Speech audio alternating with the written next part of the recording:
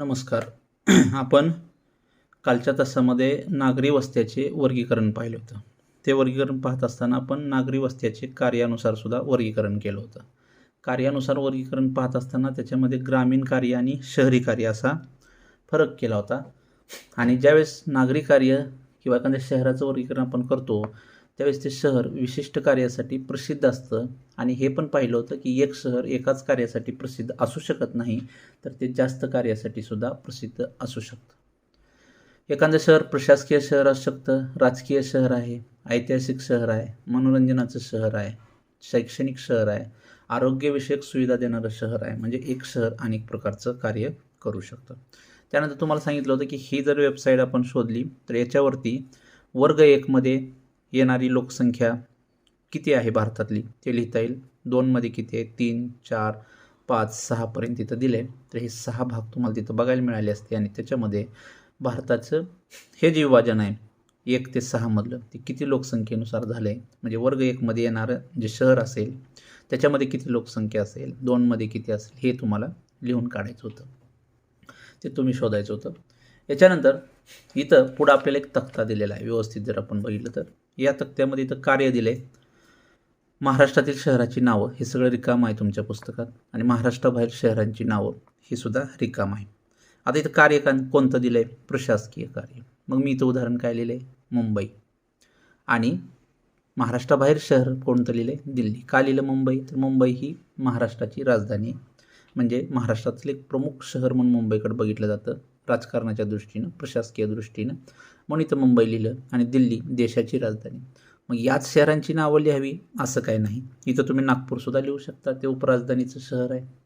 त्याच्यानंतर या ठिकाणी तुम्ही आणखीन दुसरं भोपाळ लिहू शकता किंवा एखादं राजधानीचं दुसरं ठिकाण इथं लिहू शकता. ते सुद्धा इथं बरोबर असणार. हे मी लिहिलेलं आहे मला वाटते. मग याच्यानंतर तुम्ही इतरही शहरं लिहू शकता. इथं औद्योगिक शहर दिलं आहे. मग औद्योगिक शहरामध्ये मी ते औरंगाबाद लिहिलं आहे. तुम्ही या ठिकाणी जालना असंही लिहू शकता किंवा पुणे हेही लिहू शकता, कारण तिथंही मोठमोठे उद्योग आहेत. मुंबई हे सुद्धा ठिकाण इथं लिहू शकता. आणि महाराष्ट्राबाहेर शहरामध्ये मी छत्तीसगडमधील रांची हे ठिकाण या ठिकाणी लिहिले. त्यानंतर वाहतूकचा विचार करताना महाराष्ट्रातील शहरामध्ये मी पुणे लिहिलं आहे. तुम्ही इथं कुर्डवाडी लिहू शकता, नाशिक लिहू शकता. म्हणजे वाहतुकीच्या दृष्टीने म्हणजे लोहमार्गाचं एखादं प्रमुख केंद्र आहे, हवाई विमान अड्डा आहे त्या ठिकाणी. तर अशा पद्धतीचं शहर तुम्ही या ठिकाणी लिहू शकता. इथं मी भोपाळ लिहिलं आहे मध्य प्रदेशमधलं, तिथंही मोठं विमानतळ आहे. मग ही असं आपण लिहू शकतो. व्यावसायिक शहर सोलापूर, चादर उद्योग किंवा सुती वस्त्र उद्योग इत्यादीसाठी प्रसिद्ध म्हणून मी सोलापूर लिहिलं आहे. आणि बाहेर मी काय केलं आहे, तामिळनाडूमधलं कोईमत्तूर हे ठिकाण लिहिले आहे, ते सुद्धा याच्यासाठी प्रसिद्ध आहे. खाणकाम अकोला या ठिकाणी आपल्याला महाराष्ट्रामध्ये खनिज सापडतं. बाहेरचं मी रूरकेला हे लिहिलं आहे. म्हणजे अशा पद्धतीने तुम्ही दोन्ही ठिकाणची नावं तुमच्या पद्धतीने लिहू शकता. छावणी पुणे लिहू शकता, अहमदनगर लिहू शकता. इथं मी अहमदनगर लिहिलं आहे आणि बाहेरचं ठिकाण मी हैदराबाद लिहिलं आहे. शैक्षणिक शहर पुणे लिहा किंवा तुम्हाला मुंबई लिहा किंवा जिथं जिथं विद्यापीठ आहेत मोठी त्या शहराचं इथं नाव लिहा. बाहेरचं मी बेंगलोर लिहिलं आहे, तुम्ही लिहू शकता.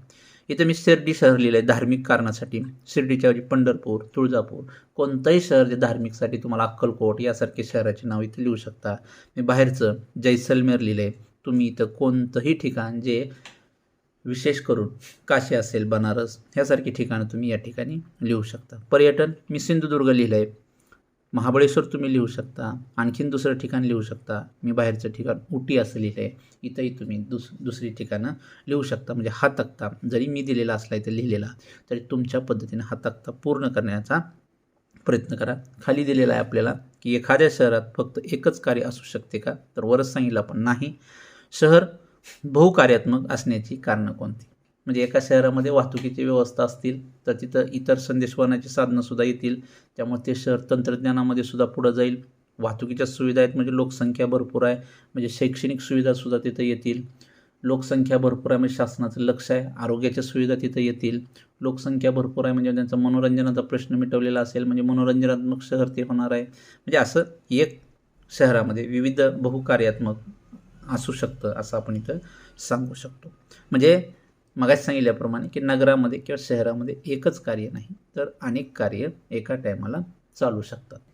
त्यानंतर पुढं आपल्याला करण्यासाठी एक काम दिले, शिक्षकासह खाली कृती वर्गात करा. आता शिक्षक तर तुमच्यासोबत नेटवरच आहे, त्यामुळे तुम्ही काय करायचं आहे बघा. तुमच्या गावाचा नगराचा नकाशा मिळवा. त्यासाठी कुठलं ॲप घ्यायचं आहे? गुगल अर्थ घ्यायचं आहे. त्याच्यावरनं तुमच्या गावाचं नाव वगैरे तुम्ही तिथे टाकलं की सगळी माहिती किंवा नकाशा एक तुमच्यासमोर उमटतो. मग शाळा किंवा कॉलेजचा नकाशा तयार करू शकता. त्यानंतर या नकाशात परिसर व आसपासचे रस्ते दाखवायला हवेत. ते सगळं त्या नकाशामध्ये दिसतं. इंटरनेटच्या जेवढं तुम्ही झूम कराल तेवढे ते स्पष्ट रस्ते वगैरे तुम्हाला दिसायला लागते. आता उदाहरणार्थ कृष्णा नदीला महापूर आला आहे तर तुम्ही नेटवरती टाका कृष्णा टू पुढचा जो डॅम आहे आलमट्टी डॅम हे टाका आणि ते झूम करून बघा, मोठं करून बघा. तर कृष्णा नदी कशा पद्धतीनं सांगलीच्या जवळ हरिपूरवरनं वाहत गेली, कशी जाऊन पुढं ती पंचगंगा नदी तिला मिळते, नंतर ते डॅमला कसं पाणी जाते आणि डॅमपासून पुढं पाणी कसं जाते सगळं बघायला मिळते. म्हणजे इंटरनेटच्या माध्यमातून तुम्हाला पाहिजे तेवढी माहिती सध्याच्या काळामध्ये उपलब्ध आहे. हे माझ्यापेक्षा सुद्धा मला गॅरंटी आहे तुम्ही चांगल्या पद्धतीने करू शकता. या नकाशात परिसर व आसपासचे रस्ते दिसायला हवेत. झेरॉक्सच्या साहाय्याने नकाशाच्या मोठ्या आकाराच्या प्रिंट मिळवा. म्हणजे काय करतो आपण स्क्रीनशॉट काढतो आणि स्क्रीनशॉट काढल्यानंतर त्याची काय करतो आपण झेरॉक्स काढतो. शिक्षकाच्या मार्गदर्शनाखाली नकाशात दाखवलेल्या परिसरात चालत फिरा. खाली दिलेल्या सूचीनंतर नकाशात रंग भरा. रंग भरायचे म्हणजे अगदी आर्टिफिशियल किंवा ते चित्र काढतो त्या पद्धतीने नाही, मोकळ्या हाताने भरले तरी चालतात. आणि कशाला कोणता रंग भरायचा आहे? उद्याने व मोकळी जागा असेल तर हिरवा रंग दाखवा. घरे व सदनिका असतील तर तिथं गडद लाल दाखवा. दुकाने व्यापारी गाळे असतात फिकट निळा दाखवा. ही इतर कार्यालय शाळा महाविद्यालय बस लोहमार्ग असेल तर फिकट लाल दाखवा. कृषी असेल तर पिवळा दाखवा. जलरूप असेल तर गडद निळा दाखवा आणि वाहतूक असेल तर काळा दाखवा. अशा पद्धतीने त्यांनी आपल्याला सुचवले. आणि याच्याशिवाय जर आणखीन काही वेगळं तुम्हाला तिथं आढळत असेल तर त्या ठिकाणी काय करा तुम्ही वेगळ्या रंगानं ते सुद्धा तुम्ही दाखवू शकता. कारण सूची तुम्ही काढणार आहे, सूचीमध्ये ते दाखवण्याचा प्रयत्न करा. असे जे कृती असतात ना ते करायला शिका. या कृतीतून काय होतं आपला मेंदू हलतो, म्हणजे मेंदूतलं रक्त पळतं आणि आपल्याला संपूर्ण माहिती आपला मेंदू त्या अभ्यासाकडे आकर्षित होतो. नाही सरांनी टाकले काय त्याला एवढं विशेष म्हणून जर सोडून दिलं तर आपल्या मेंदूला गंज चढतो. एवढं मला माहिती आहे. वर्गात आपण असतो तर याच्यावरती आणखीन आपण मार्गदर्शन करू शकलो असतो, पण आपण नेटच्या माध्यमातून शिकवतोय त्यामुळं मोजक्या 2-4 ओळीमध्ये जे मार्गदर्शन केलं जाते तुम्हाला तुमच्याविषयी सुद्धा त्याच्याकडे तुम्ही लक्ष देत चला. हे झालं आपल्याला दिलेल्या नकाशाचं. आता आपल्याला काय पाहायचं आहे तर भूमी उपयोजन हा घटक पाहायचा.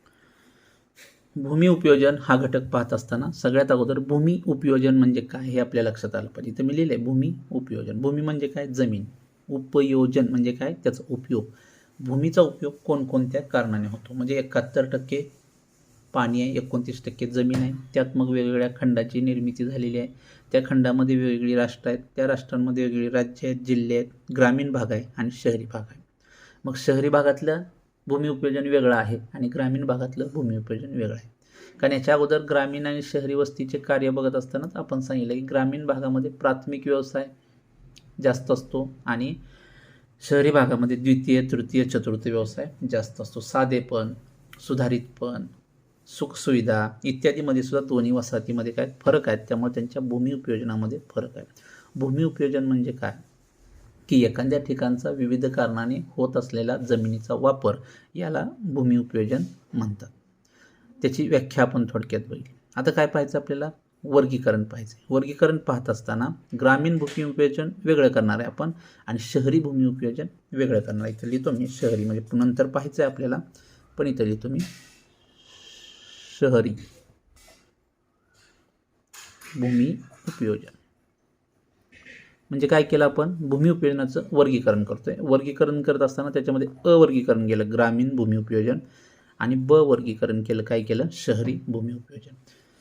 आता सुरुवातीला काय बघायचं आपण? ग्रामीण भूमी उपयोजन म्हणजे ग्रामीण भागामध्ये जमिनीचा वापर कोणत्या विविध कारणासाठी होतो त्याचा आपल्याला काय करायचा आहे? विचार करायचा. आता इथं मी लिहून ठेवले पहिल्यांदा की 1 बिगर शेती. मग ह्याला क्रमांक देऊ आपण. हे 1 क्रमांक म्हणू, हे 2, हे 3, हे 4, हे 5, 6, 7, 8 आणि शेवटचं आहे 9.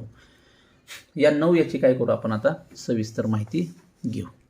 सगळ्यात अगोदर ग्रामीण भूमी उपयोजन पाहत असताना वनाखालील क्षेत्र किती आहे हे त्याच्यामध्ये बघितलं जातं. कारण प्रत्येक खेड्यामध्ये वन हा भाग ठरलेला आहे. वनाचा आकार छोटा असेल मोठा असेल मग त्या वनाखालचं क्षेत्र हे किती आहे हे पाहावं लागतंय. म्हणजे 100% जमीन आहे एखाद्या ग्रामीण भाग निश्चित झाली त्याची सीमा आणि सीमेमध्ये 100 एकर जमीन आहे तर त्या 100 एकर जमिनीपैकी समजा एक 5 एकरवरती काय वन क्षेत्र आहे. मग हे वन क्षेत्र म्हणजे सुद्धा काय एक जमिनीचा वापर आहे, म्हणजे भूमी उपयोजन आहे. इथं कोणाला म्हणजे चराऊलासाठी मर्यादा असतील, इथं जंगलतोड केली जात नसेल, झाडांची आणखीन लागवड केली असेल, वन वाढवलेलं असेल, तर ते वनक्षेत्राचा याच्यामध्ये समावेश होतो. म्हणजे ग्रामीण भागाचा विचार करताना वनाखालील क्षेत्र हे आपल्याला गृहीत धरावं लागते किंवा असतंच. दुसरं बिगर शेती.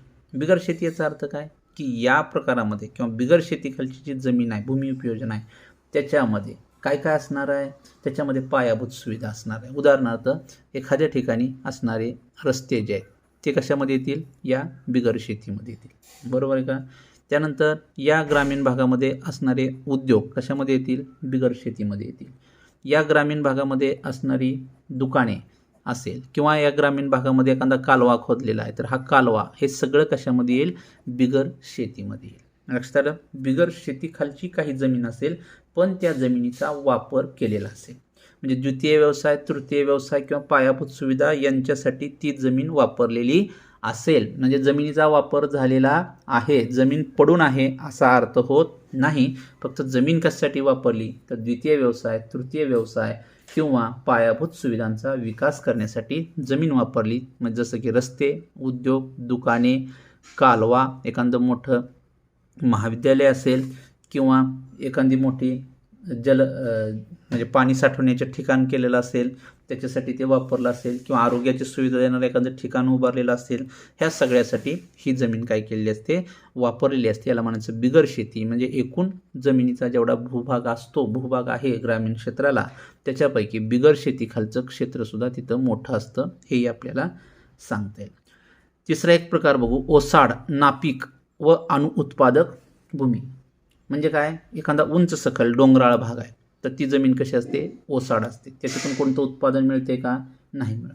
एखाद्या ग्रामीण भागामध्ये वाळवंटी भाग आहे तर त्या वाळवंटी भागामध्ये कुठलं उत्पादन भेटते का, भेटत नाही. अनुत्पादक असतं ते, म्हणजे उत्पादन भेटत नाही. ते ओसाड तसंच ठेवलं जातं. नापीक असतं म्हणजे वाळवंटी भाग असेल तर त्याच्यामध्ये समावेश केला जातो. एखादा पर्वतीय भाग असेल तर त्याच्यामध्ये समावेश होतो.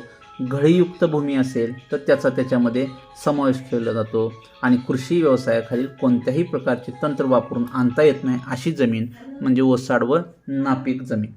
लक्षात आलं का. ओसाड व नापीक जमीन म्हणजे काय की ह्या जमिनीचं शेतीसाठी तुम्ही कसलाही वापर करू शकत नाही.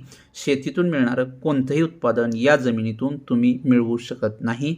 ही जमीन जी आहे ती तुम्ही कोणत्या कारणासाठी वापरू शकता तर कोणत्याही कारणासाठी वापरू शकत नाही. वाळवंटी भाग, डोंगराळ भाग, एखादा दलदलीचा भाग, गढीयुक्त भाग असा जो भाग आहे त्याचा समावेश ओसाड व नापीक अनुत्पादक जमिनीमध्ये केला जातो. राहिलेला जो भाग आहे ह्या 4 पासून ते 9 पर्यंत हा पुढच्या तासामध्ये घेऊ. धन्यवाद.